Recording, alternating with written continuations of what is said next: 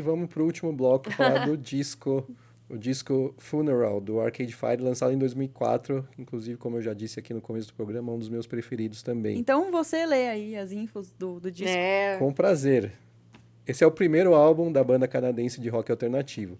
Logo em sua estreia, eles já demonstravam uma mistura de energia e um certo toque de melancolia que se tornaria sua marca registrada. Tem músicas que até hoje não podem faltar nos shows do grupo, como Wake Up e Rebellion Lies. Então, Tainá, por que você escolheu esse disco? Porque é uma obra-prima, esse disco. É impressionante que seja um disco de estreia, né? De uma banda, assim, porque eu lembro que quando eu conheci esse disco foi em 2004 mesmo. Eu tava morando em Milão e eu morava perto do Cemitério Monumentale, em Milão. Ou seja, lá tinha funeral. E eu ia correr e eu amava esse cemitério, porque ele tinha esculturas belíssimas, assim. Cemitério italiano, né? E o grande cemitério de Milão. E eu achava... E eu saía pra correr quase todo dia, né? Era modelo, precisava manter a forma. E eu botava o Funerals e ia correr no cemitério. Levemente gótica ela, né? Eu sempre fui um pouco gótica. E aí eu ia correr no cemitério. E a experiência de ouvir esse disco correndo no cemitério, assim, acho que é uma das sensações mais impactantes quando eu lembro, assim, sabe? E aqueles dias, às vezes, ensolarados e frios, assim, naquele... Era quase um filme lá, né? Exato, era quase um filme. Eu me sentia num filme, assim, correndo. E esse disco, gente, ele tem que ser ouvido do início ao fim. Sim, conceitual porque ele é uma mesmo, obra, né? e ele é uma obra que ele tem uma sequência, as músicas, tem uma intersecção. E agora há pouco, uma amiga minha foi morar em Montreal, que é a terra deles, né? Arcade Fire, aliás, de Leonard Cohen também, que produz música boa lá, aquela Quebec.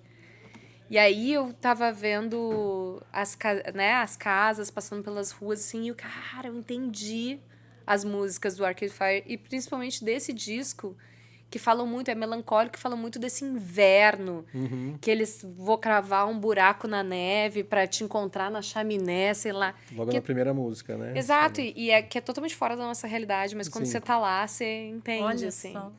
Nossa, sensacional.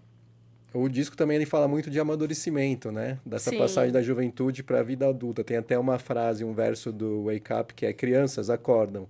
Tenham orgulho de seus erros antes que eles transformem o verão em poeira. Que erros ou ousadias da Tainá, adolescente, que você acha agora pensando, não, aquele erro não foi tão errado assim?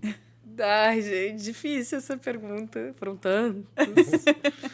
Eu fui uma adolescente muito intensa. Muito intensa. Eu vivi a boemia de uma forma muito intensa. Eu entrei na faculdade com 16 anos. Eu não podia nem sair na night. E eu, sei lá, saía, né? Ia pra bar, não sei o quê. E, enfim, no início da minha vida eu vivia com os escritores, com os galera do Super 8 de Porto Alegre. Eu vivi uma Porto Alegre muito efervescente, assim. Aliás, Porto Alegre e Montreal tem um pouco... Aquela, né? Muito gaúcho isso, né? Porto Alegre e Montreal tem a ver.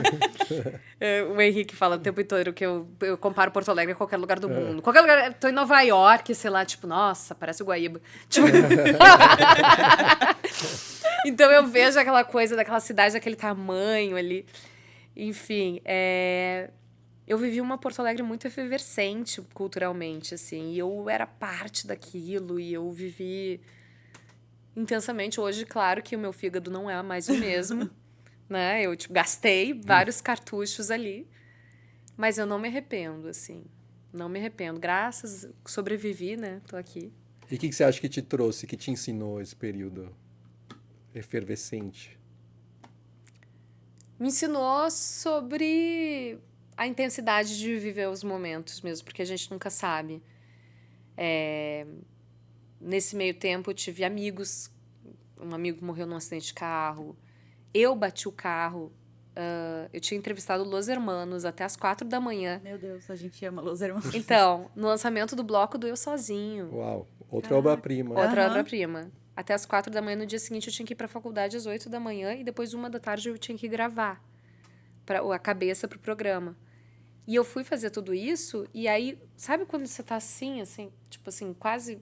morrendo de sono, e eu peguei o carro e eu bati um Uno contra um ônibus, assim. Meu Deus. E eu não freiei, eu dormi. à 1 da tarde. Porque era esse ritmo que eu trabalhava. Além de trabalhar às 14 horas, às vezes, eu ainda fazia faculdade, tinha que fazer TCC, eu tinha bolsa estudantil, então eu tinha que ir bem.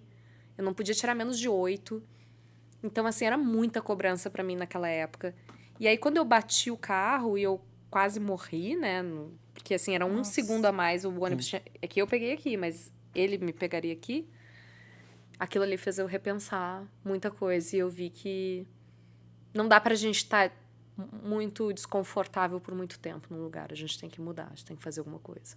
Então você tá sempre alerta, assim, com relação à finitude da vida, em aproveitar o hoje. Exato. Aproveitar o hoje e fazer escolhas que me façam bem, assim. Tentar separar o que é a expectativa do mundo e o que é o meu desejo verdadeiro.